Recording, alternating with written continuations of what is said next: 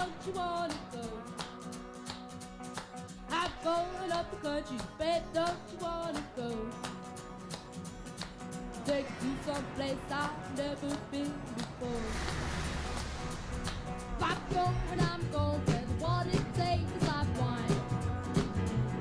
I'm going where the water tastes like wine. You jump in the water, they jump all the time. Well, I'm on the road again. This time, it's not our wine heritage I'm exploring, but something else. It's an intriguing sideways chapter in the Hamilton story, the great exodus to the state of Victoria in search of El Dorado. Gold.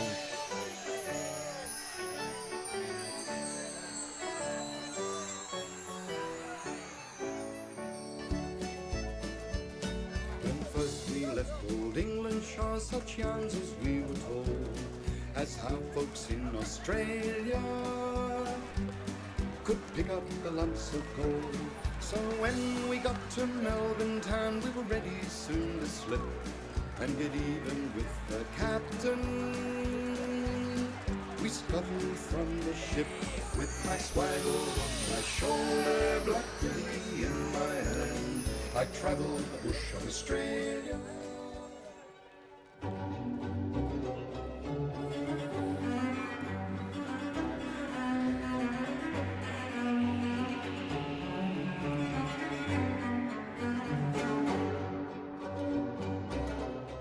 My name is Richard Hamilton, and I'm from the 5th generation of the Hamilton wine family.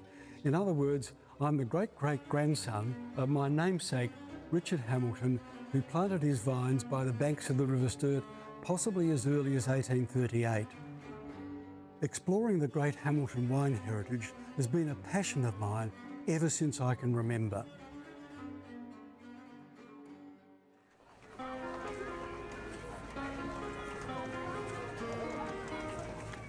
Well, despite the optimistic beginning in the colony of South Australia in the 1840s, by 1850 there was a depression. There were over 7,000 young men in Adelaide alone who were unemployed, and they were desperate to get out and have another beginning. Then the news of gold being found in Victoria came through to South Australia, and this was a great lure to them, the lure of gold, and they wanted to get out. It's on to the diggers we'll go, whether they'll let us or no. We'll scramble for gold through winter and cold. So there was a great exodus from South Australia. Various members of the Hamilton clan were also affected in a similar way. They heard the news of gold being found in Victoria, and some South Australians had been sending back fantastic amounts of gold to Adelaide. So they thought this might be an opportunity. If they could strike it rich, they could set themselves and their families up for later in life. And of course it was tough on the farm. It was back-breaking work for low wages. This was a great lure to them, the lure of gold.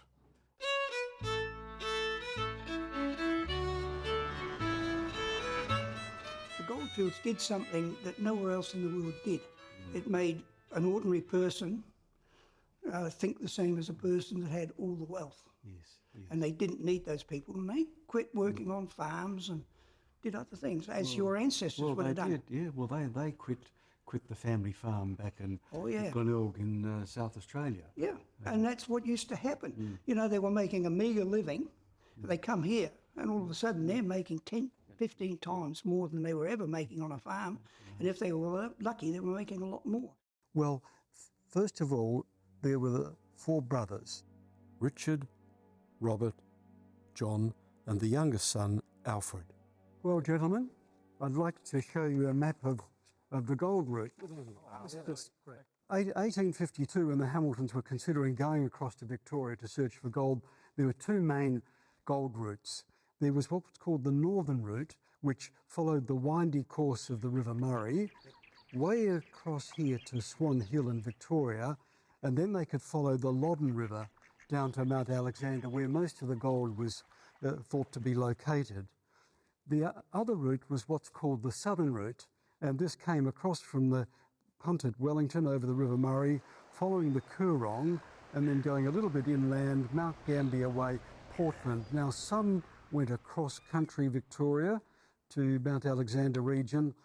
Others more likely followed the route to Geelong, to Melbourne, and then came back to the Mount Alexander region. Those routes took 6 weeks, which was a very long time to take a party. In 1852, Inspector Tolmer, who was the Chief of Police, came up with the idea of creating a shorter route. And this would be an overland route, which would go through the Adelaide Hills, cross the River Murray at Wellington on the punt, and then cross directly through South Australia over the 90-mile desert, and then into Victoria and across to Mount Alexander. Now, the challenge was crossing the 90-mile desert. There was very little water, and there was a real risk to people, their horses, and their bullocks. So what they did was that they dug some wells. There were about 12 wells that were dug. Fortunately, there were 3 springs.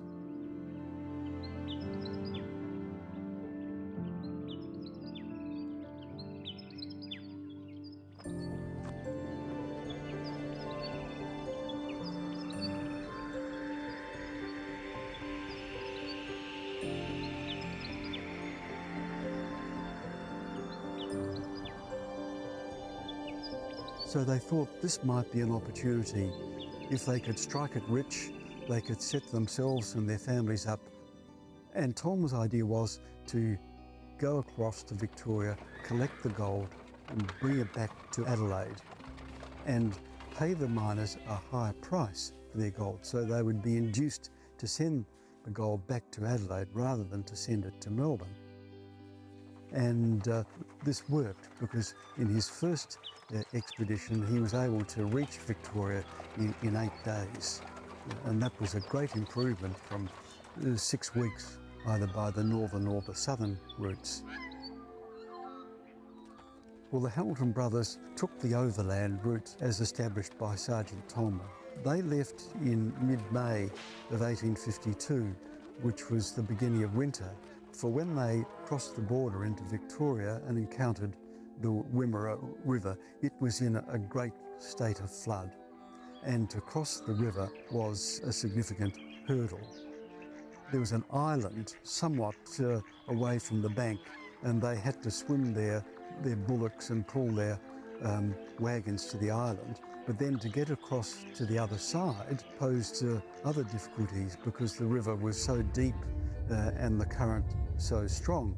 So they had to take the wheels off the wagons, use casks to float the wagons, and then they were hauled across with the help of people from the local sheep station. Now, when they arrived at Daisy Hill, they actually encountered Sergeant Tolmer on his second trip. Sergeant Tolmer looked around and said, "Look, this country here looks just as good as Mount Alexander. Why don't you stay here?" And that's what they did. So they set up their camps in what was called Daisy Hill. Now, Amherst wasn't a town then, that came later. So there they started their mining. They probably arrived in early June in 1852, and the trip took about 8 days.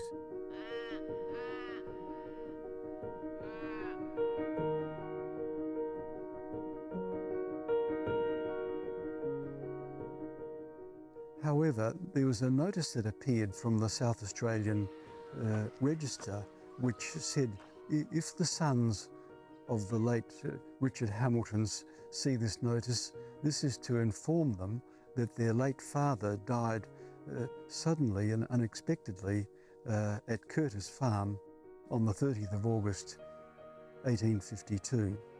So we believe that they left Daisy Hill in about November of 1852, arriving just before Christmas.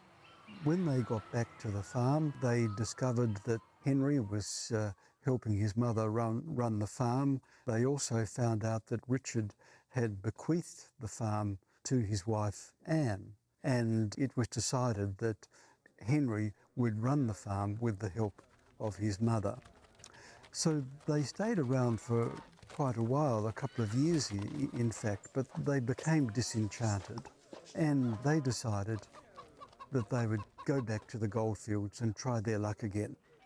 Well, this second trip back to the goldfield was sometime in 1855, and this comprised the four brothers and also their sister Sarah, who was married to Thomas Henderson. And this was a big convoy of 9 adults and 18 children. So it was a significant group of people moving across to Victoria. Well, the second time the Hamilton family decided to trek back to the goldfields, they took a different route. They were so traumatised by their experience of crossing the Wimmera River, so they decided to take the southern route.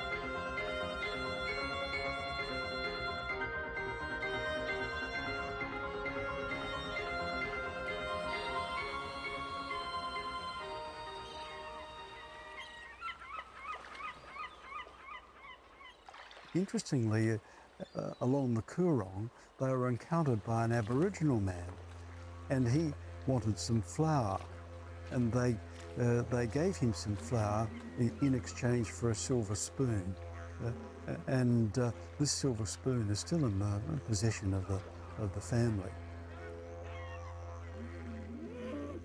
One can only imagine how rough it was with bullocks pulling these wagons through this rough country where there would have been massive gum trees.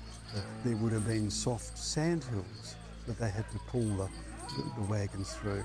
And then of course they had 18 children to look after and keep happy. Everybody had to be fed. Well, of course they took some provisions with them, but that wasn't going to last them for those months. So they would have had to have hunted for game.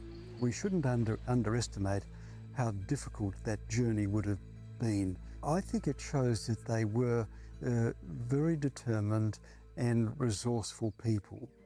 When the Hamiltons arrived at Amherst, which was till that point called Daisy Hill, they had to settle down, they had to camp, but they found that there were the beginnings of a small town, this small town of Amherst, and it had been surveyed.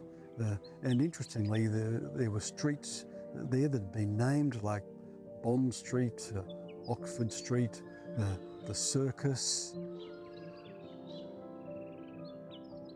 the Esplanade, reminiscence of an English country village, no doubt.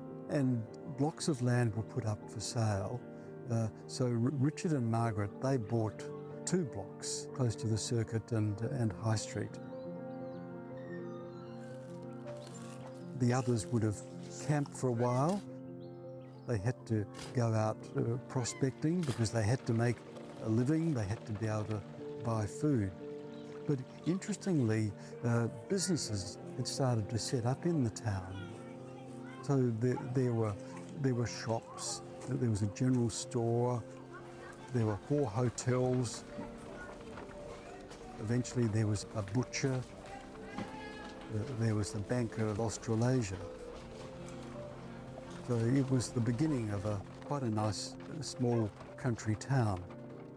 Of course, having children, they were conscious of the need for education, and John Hamilton was one who was petitioning for the establishment of a school. and within a few years a school was established.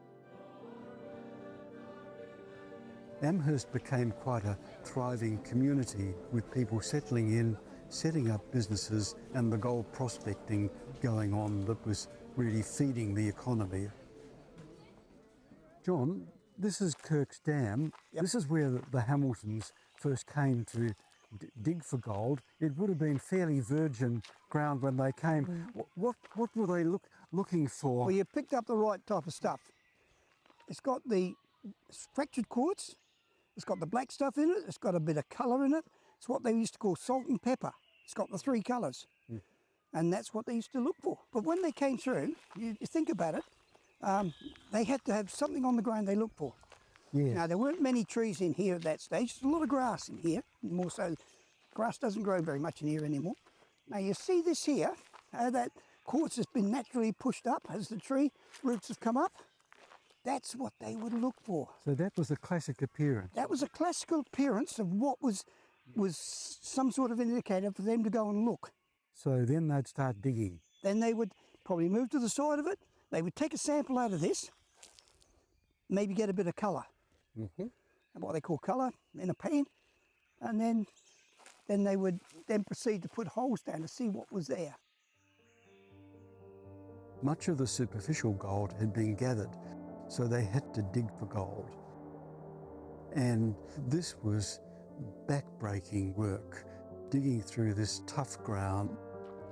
And they would dig these small shafts, a metre or two deep. Then when they'd got the earth out, they would then have to put it in a wheelbarrow and take it to the nearest stream to extract the gold from the earth and from the rock.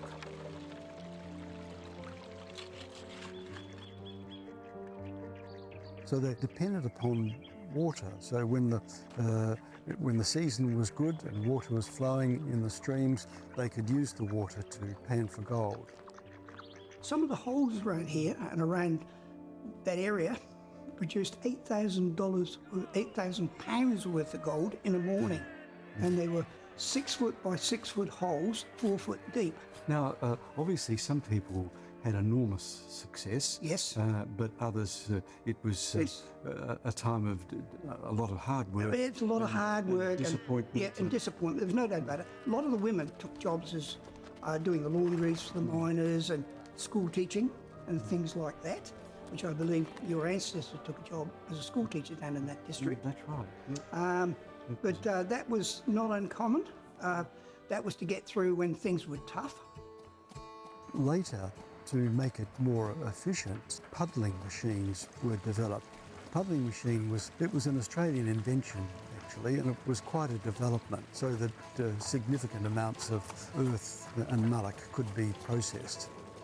Well, there's not much left standing to remind us of life at Amherst, but we've discovered something rather interesting just outside the town. It's the remains of a puddling machine. The water was discharged from a nearby dam, and it gushed down an excavated channel called a race. There were primitive sluice gates to regulate the flow of water.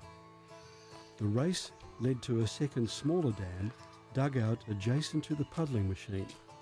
The water then passed through an opening in the side of the dam and flowed into the puddling machine. And here is the puddler itself. The puddler worked for many years in the district, used by the early gold miners, such as the Hamiltons, to extract alluvial gold from clay. There was a post in the centre and a beam that straddled from side to side, and the horse would walk around the edge of the trench. And when the process was finished, they would open a small valve here and allow the slurry to wash away. This puddling machine is about 170 years old, so it's difficult to see exactly how it worked. So we're off to Wedderburn, where we can see a puddling machine that's been restored, and we'll show exactly how it works. The gold was trapped within tough clay, and in order to retrieve the gold, the clay had to be broken up. So for this purpose, the puddling machine was invented right here in the Victorian Goldfields. A circular trench in the ground, lined with wood, was filled with gold-bearing clay and mixed with water taken from the adjacent dam. The clay was brought to the puddling machine by cart from the surrounding diggings. A horse then circled the trench, dragging a pair of harrows through the mixture, breaking up or puddling the clay and turning it into a runny sludge.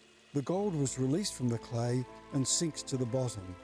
At this point, the valve in the side of the puddler was opened and the slurry allowed to flow out, leaving a residue of gold fragments and pieces of gravel behind. This gravelly residue was removed from the puddler and taken to the dam to be washed for gold.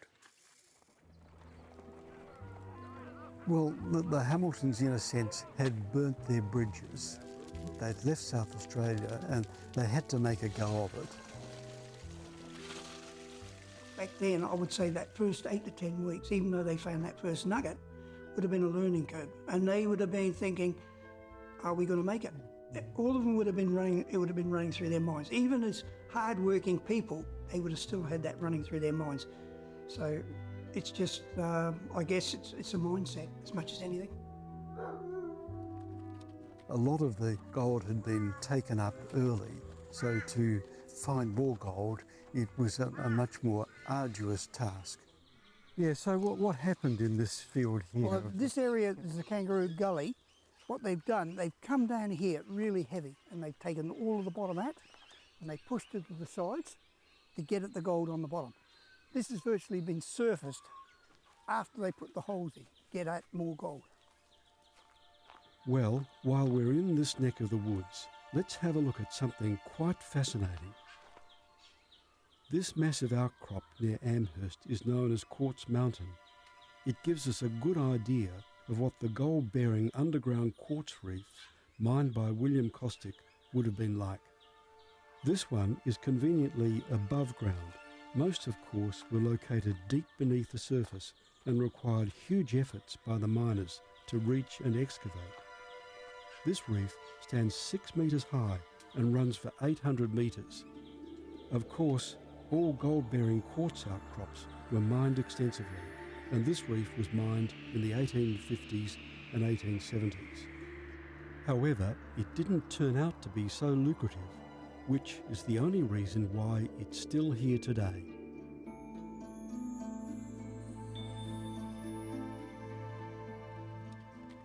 Mining was a precarious existence, to say the least, so some took up businesses servicing the community. So Sarah's husband, Tom Henderson, set up a wagon business, transporting goods between Melbourne and Amherst.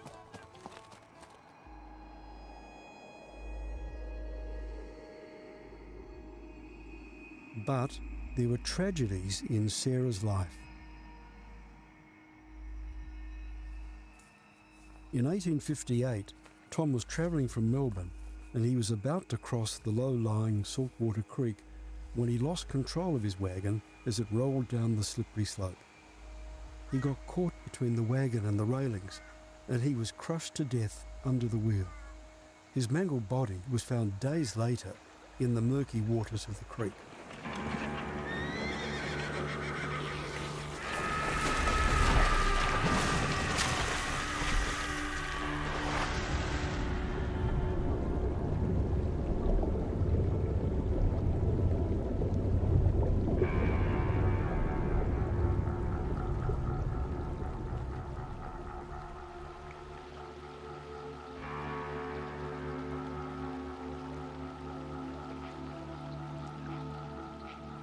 For Sarah, this was just the beginning.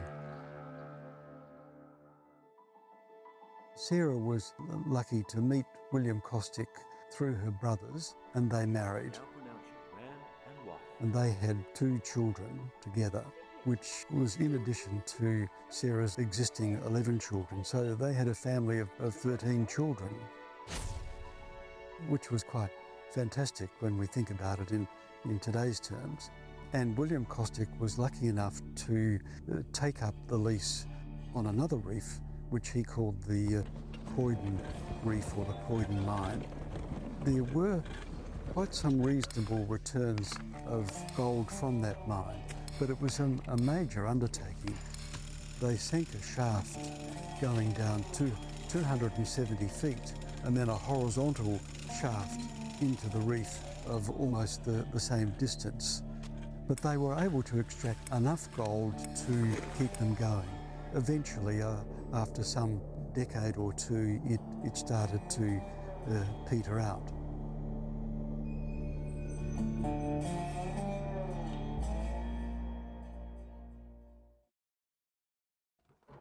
Okay, Richard, welcome to level 2 of the Central Deborah Gold Mine. We're 61 metres or 200 feet below natural surface.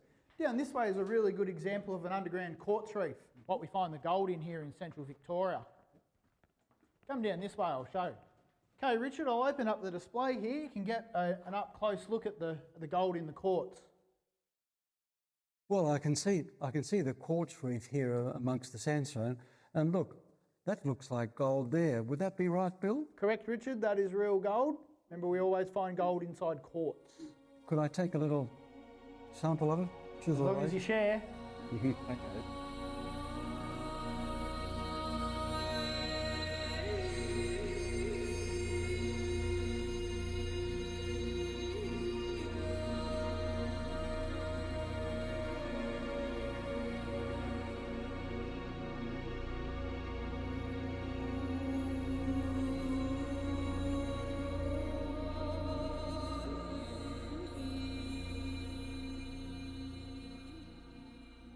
So, David, this was the open cut. That's right. Area. So, could you tell me about it? How they found it and what they did? Well, when they first got here, there would have been fragments of quartz all lying down on the hillsides. I've often tried to imagine what it would be like to be able to dig something like this. It's about 4 or 5 metres wide, 6 metres high, all dug out by hand, all taken away to be crushed at a battery, and we have this amazing scene now left of the stark nature of it. Yeah, I reckon that would be about 4 metres or? I reckon about 5 or 6 metres. Yeah, 6 metres. See, there's a fair bit of mullock here. You can see this is a soft sound. They would have picked this away, but this is the hard stuff they were picking up. Okay. So you imagine how hard that is to get. See, it's a totally different rock. So to get that out by hand, there's a lot of physical effort, and they took this whole open cut was taken out with this sort of stuff and taken down to the battery. Oh, there's gold there. No, but anyway. Well, we're walking up to where the shaft was, so we've looked at the mullock heap down there. So how much gold would they have extracted from? Well, initially they would have got a lot of gold out of this open cut, because on the surface the gold would have been exposed, it was easy to get to, and it would have been quite rich. It would have been, some 20 ounces a tonne. They would have hand-picked the ore because there was lots of it lying around, and they would have got a lot of money, a lot of gold. And just now you can see we've got another shaft below us and all that. So so many dangers. There was another dark cloud shadowing Sarah's life, a fatal accident at the Croydon mine involving her nephew John.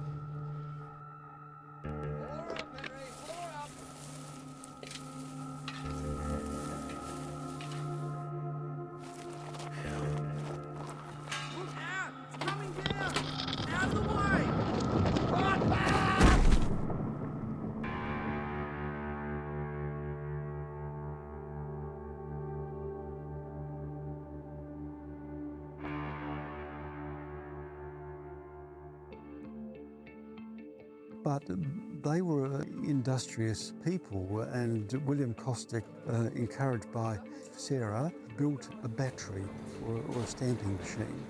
And this was a machine to crush the quartz rock into stand, and thereby the sand and the gold would come out the bottom, had to be separated using mercury, I might add.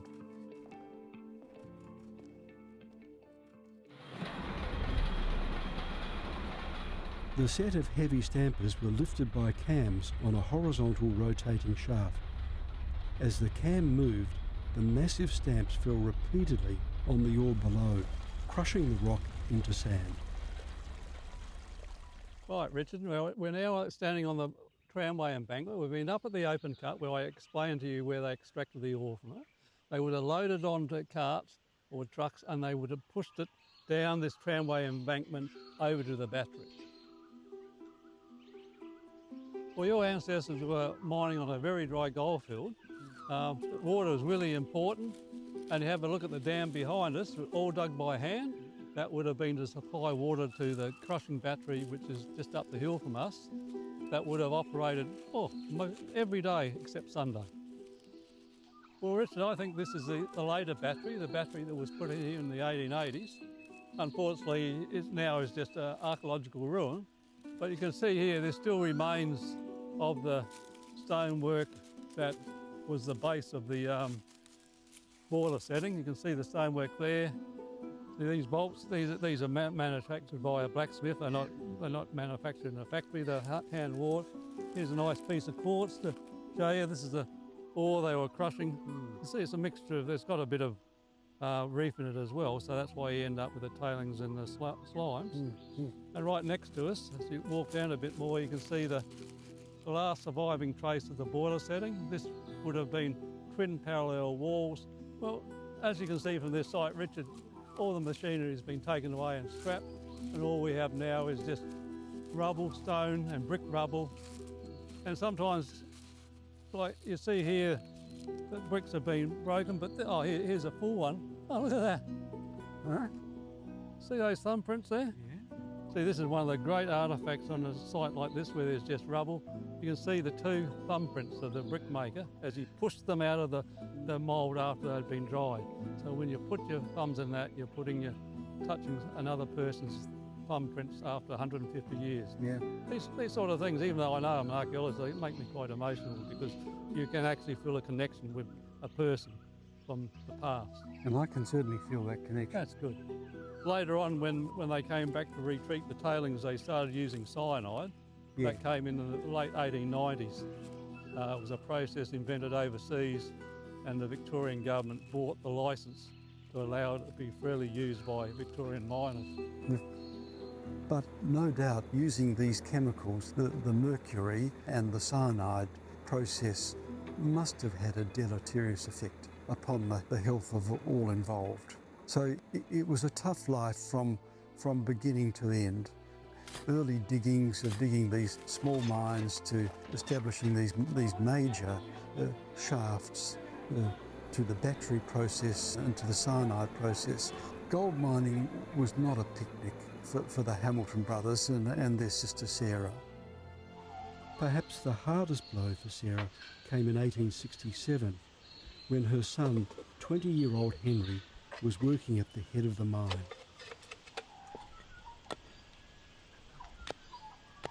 Oh, look out! Look out! Oh, that could have broken my leg. Oh, it's hot. Oh, go and get a drink. You want one? Oh, yes, please. All right, Henry. Now you be careful. Yeah, yeah. Don't do anything silly. Yeah, I'll be fine.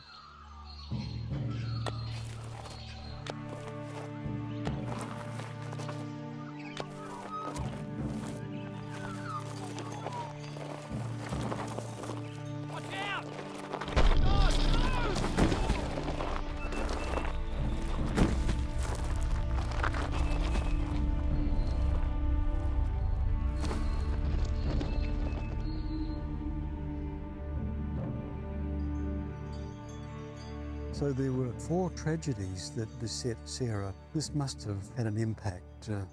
Perhaps she wondered whether the lure of El Dorado was all worthwhile. Well, the miners were the same. They could read the country. Yes. After a while, their craft was so good, they would think, I'll drop a hole there and see what's there. Yeah, And that's right, reading the country. reading the country is so important. The plants that grow there and things like that are very important. And once a person gets to know that, your odds of finding gold are so much better.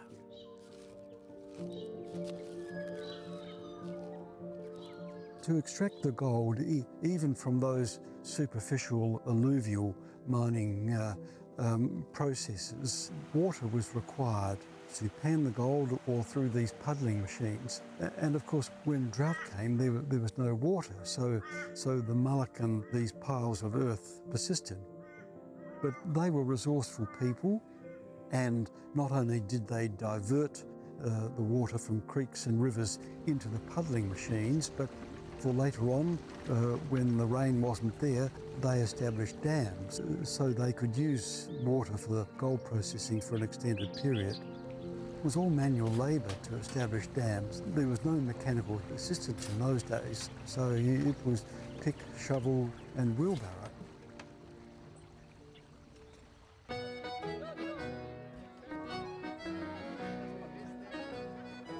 Amherst was a bustling town in its heyday. At one stage it had 4,700 inhabitants, but of course the population, it ebbed and flowed.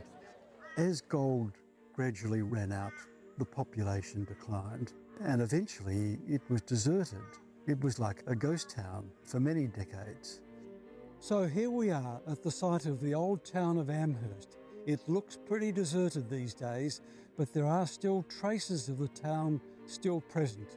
Now, let's go and explore. The track I'm walking on was Princess Street. It still bears that name. Over there is Queen Street, and behind me is High Street.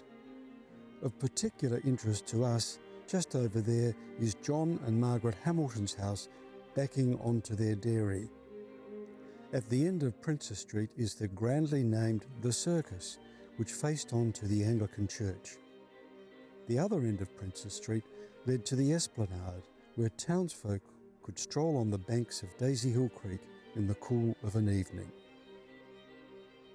Other points of interest are the State School over there, and the old cemetery lies across the road. So, while the site of Amherst might look like an empty paddock today, it's still possible to see in the mind's eye the signs of the busy and thriving town it once was. There are none of the residences or the businesses that used to be there. That's all gone. It's a dramatic change from a thriving, bustling town trading in gold and other things like a village community to now there being virtually nothing.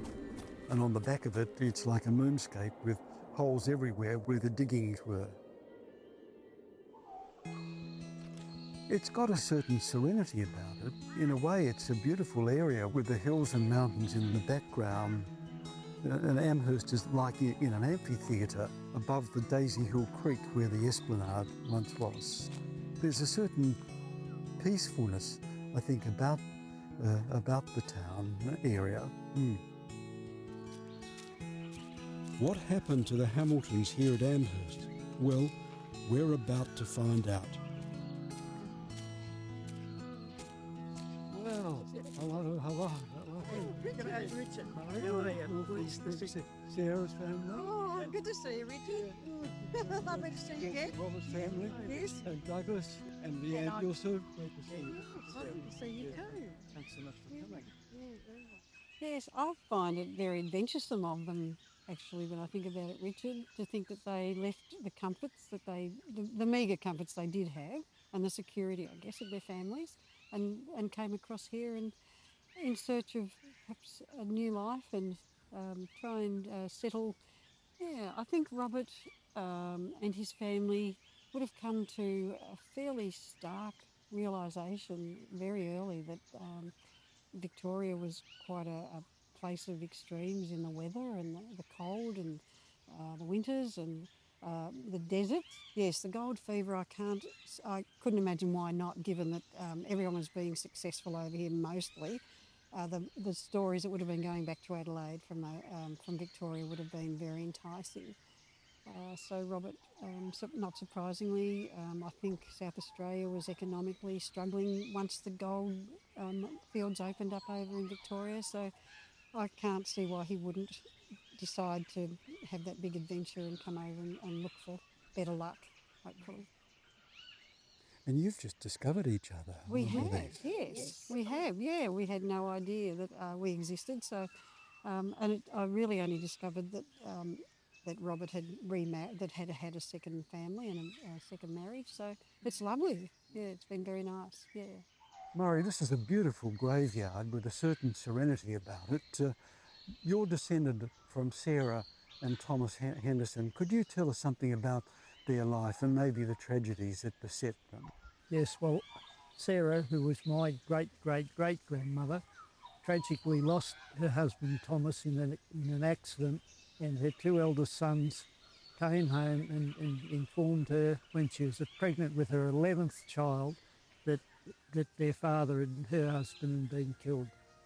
But fortunately for her, she remarried a few years later, but at the time it must have been horrendous.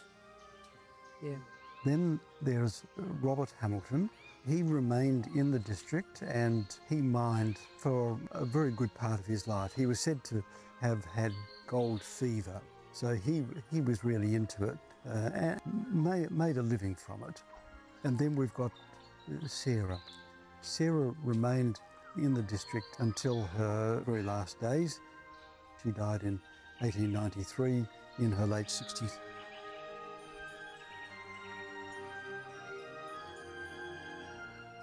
But all these Hamiltons that I've mentioned, they all had big families, and of course many of their families were actually, many of their children were involved in the gold mining ventures, but obviously some would then have moved on to Melbourne and surrounding towns.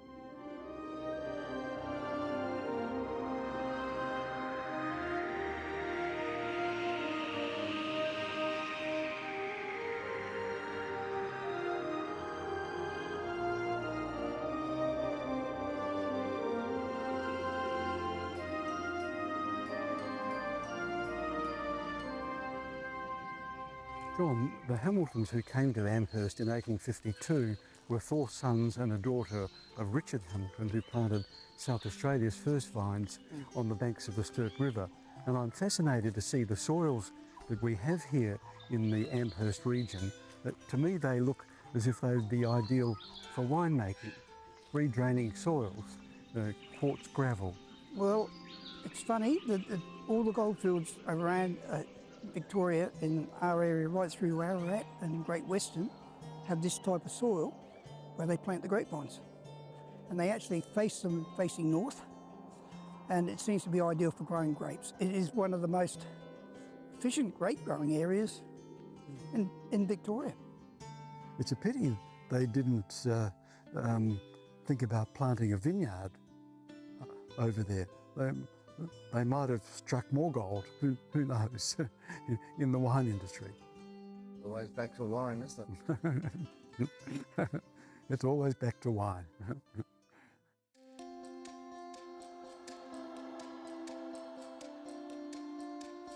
History is about what actually happened, not what might have been. And this is the history of the Hamilton descendants who went to the Victorian Goldfields.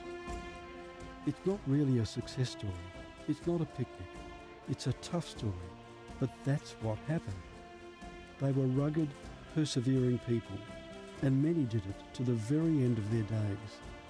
They were resourceful people, so when the rich pickings of gold ran out, they sank shafts, found reefs underground, processed gold, and installed a battery at the Croydon mine. So they stuck with it. The Hamiltons were very much part of the fabric and life of the goldfields, and they contributed to that, and that's something to be admired. And now, the famed Victorian Goldfields are about to be listed as a UNESCO World Heritage Site. They were very persistent until the very end, until the gold really ran out and gold mining and gold processing stopped at the end of the 1800s.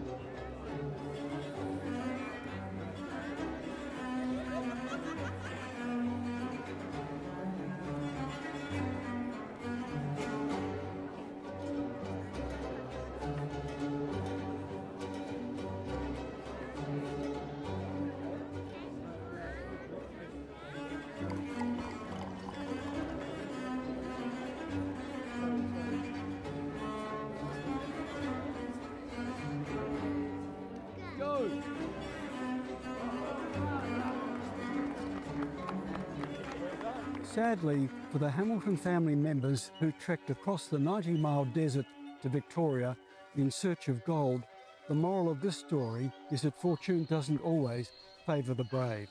The real gold lay back in the rich farmlands of the Adelaide Plains. Richard's fourth son, Henry, gifted with the qualities of perseverance and ambition, stayed behind and worked the family vineyard at Youghal. He alone laid the foundations for family success. Within 2 generations, the modest vineyard and winemaking sheds erected by Henry at Youghal, Hamilton's had become Australia's 6th largest wine company. Fortune doesn't always favour the bold. More often, it's a ready mix of ambition, determination and hard work. The El Dorado they were desperately looking for always remained here in the wine line.